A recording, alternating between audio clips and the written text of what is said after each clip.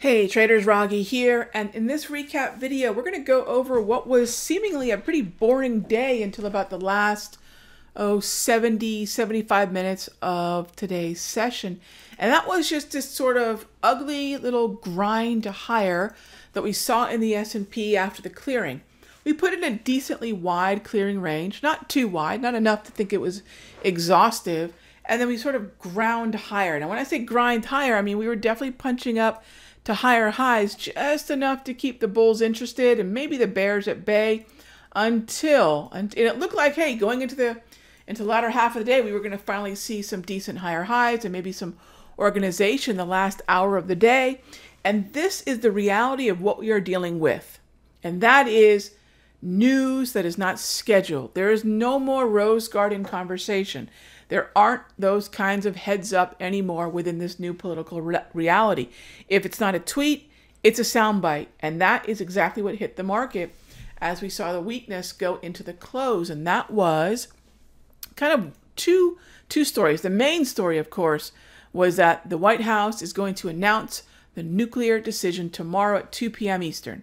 The market absolutely sold off swiftly on that, as it had to really just accept the fact that there's a high likelihood that we're going to reimpose sanctions on Iran and that we're going to withdraw from the whole kit and caboodle. And the market took that and just sold off. And I still think we're probably going to see weakness into the Asian session. So one of the great things about trading futures is that it is nearly a 24-hour, 5.5-day marketplace. So if there are any news bites that come out later on today, or if there are trades, shorts, possibly to be taken going into the Asian session, they will be tradable on the futures side.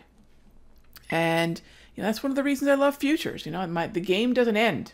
We have a couple naps in between, but it is open. Now, a question that I did get a lot of was what happened in crude oil? So why, if we're going to reimpose sanctions on Iran, are we seeing crude move lower with the equities markets? And it took me a second until I'm thinking, yeah, why are we moving lower? This should be very bullish for crude, until I realized, unlike the equities traders, crude oil traders were already jumping out ahead of the narrative. They were already discounting, factoring in, or baking into the cake, as it said, the idea that Iran sanctions and an eventual U.S. withdrawal was going to take crude higher. So this was part of the rally, probably going into the latter half of last week and well into today, when we finally crossed over that big $70 a barrel mark. And then when we sold off, that told us what? Crude oil traders were already factoring in that this Iran decision was not going to continue, that we were going to withdraw.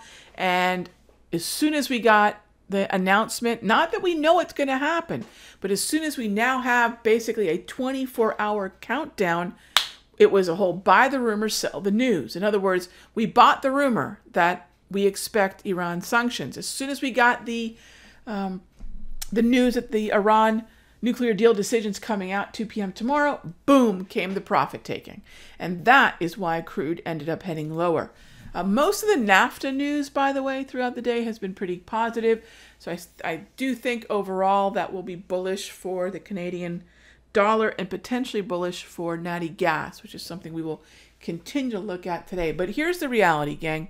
There are three ways the market can digest what's going on. It can look at price, it can look at technical indicators, or it can look at news. How you like that for the freak out? It can look at news, right? That's a person. That's the Home Alone kid. Okay, it can look at news. So there's psychology, there is indicator, and then there's price. This was straight up market fundamentals, psychology, straight up. This is not about a technical rollover. It's not about an indicator firing off. Nothing like that. It is fundamentals. And if you think you can ignore one of the three, you really need to look at all three. Think again. Now, there are easy ways to track this. You don't have to be watching television. I haven't watched television regularly in probably the better part now of 7 or 8 years. Sometimes I'll keep the TV on, closed caption, but it's usually going to be on, I don't know, ESPN or something else. Billions. I'm enjoying watching Billions. But there are certain free services that you can keep running on your desktop that are going to basically live blog the day. And they do, I believe, a much more effective job of cueing you into what's working in the market. So in the premium video, I'm going to talk a lot about these sources that I use. They are free. There's paid versions as well, but there are free places that you can keep like a live blog of the day and stay abreast of the news, and the news specifically that is moving the market. So I'm going to show you how in the premium video, as well as look at the Forex markets, energies, metals, and this pre-NAFTA natty gas market sitting out what could be a very interesting low right now. All right, I'll see you in the next update.